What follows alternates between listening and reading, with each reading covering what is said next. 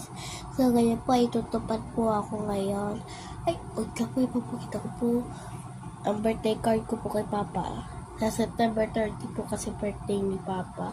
Pangalan po niya ay Jerwin. Papakita ko po sa inyo. Yan po.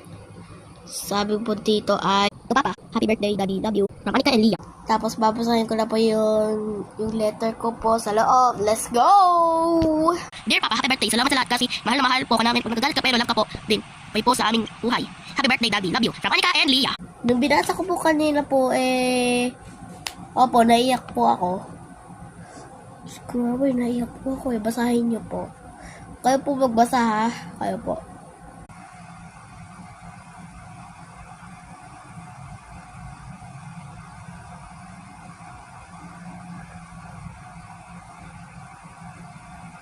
Bye!